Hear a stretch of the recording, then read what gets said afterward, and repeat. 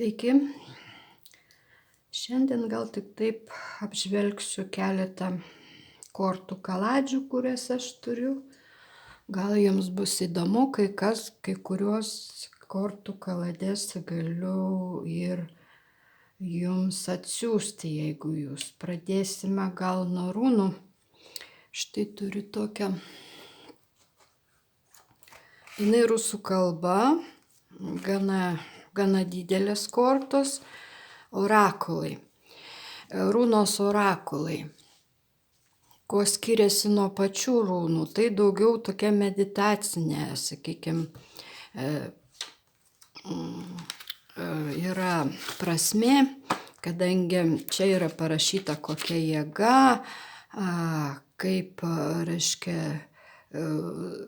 išmąstyti tą runą, tai ir vadinasi orakulai, bet rusų kalba, kas tikrai supranta, tai labai gražios runos, labai gražiai, pavyzdžiui, Gebo, žinau, čia jums gal matosi Gebo,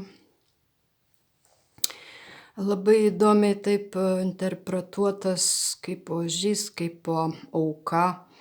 Na, šiaip jeigu pačiose runose, tai ožys daugiau atitinka turysas, bet čia yra taip pavaizduota, iš tikrųjų gana gražios runos, Isa, Manas, labai įdomiai taip, Nautys, Vonjo, tokios labai, Berkana labai atitinka tos tokios beržo, labai mistiškai Kenas, ugnis, reiškia būtent kovojimas ugnis, Urus, reiškia kaip jauti žemės jėga, Raido, kelionė, čia šiuo atveju daugiau pavaizduojama, kaip ir vandeniu, bet iš tikrųjų kelionė ir žeme gali būti, net ore, čia tiesiog taip. Ingus, taip, čia irgi teisingai, kadangi šernas yra Freyr,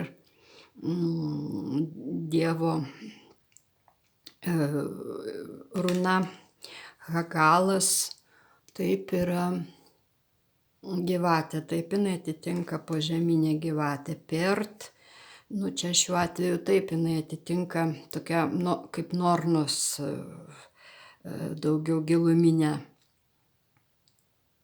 požemio jėga, Evas, būtent arklio ta vadinama jėga, aštuonkojis arklys, o čia net ir daug yra tų kojų pavaizduota, Teivas, taip, kadangi tyras dievas, vilkas jam nukando, reiškia ranką, taip labai, taip, Eivas, būtent per šitą, per mirtį ir gyvybę yra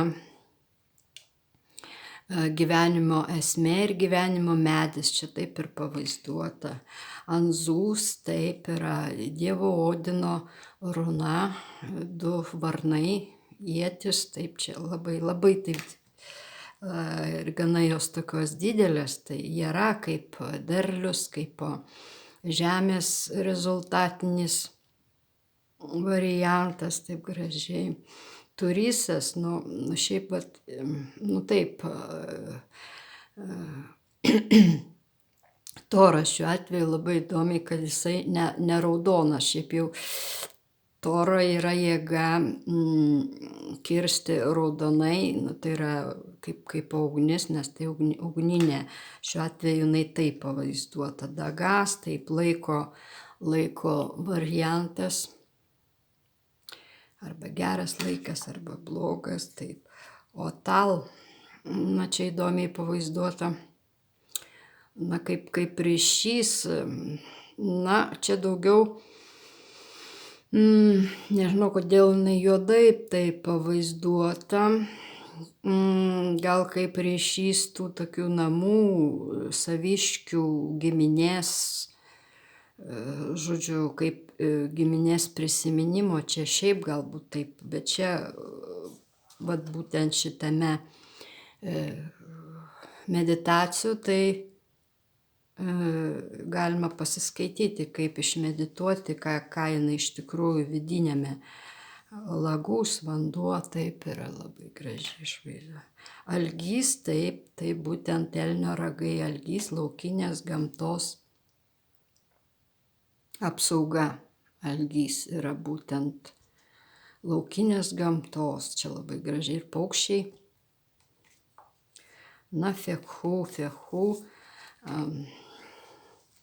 Na taip, kaip ir rezultatas, toks ant žemės mergina stovi, taip, šiaip jinai turėtų būti irgi raudoname fone, bet čia aišku, kaip auksas, kaip žalia, irgi prasmė tokia, kad rezultatas yra, kad geras, kad mergina žvelgia į perspektyvą gerą.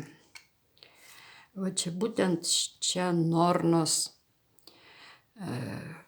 būtent tos 3 Nornos ir tverdantis Skyld, jos mezga tą siūlą žmogui ir Skuld kažkuri tai kažkada tai nukerpa tą siūlą ir žmogus miršta. Tai vat šita pirmoji šiaip runa turėtų būti, kai jau dedam savo, reiškia, apmąstymui, galima ją atidėti, o kitas dėti savo. Tai irgi taip. Savulo, va taip būtent jau yra ugnies runa, tai proveržio, pergalės runa. Na, ištraukiant savo, tai aišku, energija, sėkmė, jeigu koks reikalas, tai aišku, bus sėkmingas. Bet aišku, čia nėra šitame, galbūt ir yra, aš nežinau, kadangi jeigu reikės, aš jums galiu atsiųsti šitą rinkinį. Ir dabar pasižiūrim, ar čia yra negatyvi reikšmė. Yra negatyvi. Aha. Saulo, taip, Kenas. Pirmas yra. Žiūrim, Saulo, Pėrt. Antras atas labai sunkiai verčiasi. Visą čia 3 Nornos. Jau čia bus antras atas. Pirmas. Net nežinau, kažkaip dabar aš čia surasiu tą Saulo. Bet yra čia neigiamos reikšmės, tai šitą jeigu atidedame, sakykime, savo norint pasiaiškinti savo vidinius, gražus ten toks, vidinius, matot, kad labai didelės kortos, iš tikrųjų. Kiek čia yra?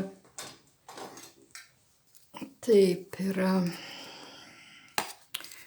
pasižiūrim, kiek čia.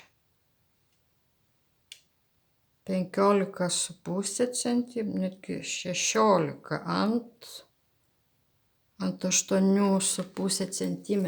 Tai gana didelės kortos, bet savam supratimui, vidiniams klodams, tai jos iš tikrųjų gerai. Tiesiog pasidedam.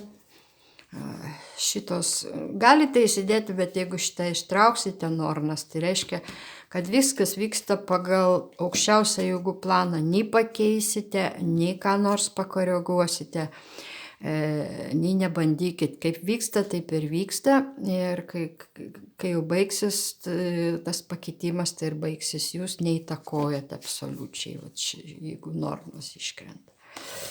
Tai va taip. Šitos tokias kortas turiu, jeigu kam rašykite, atsiųsiu. Kol kas tiek.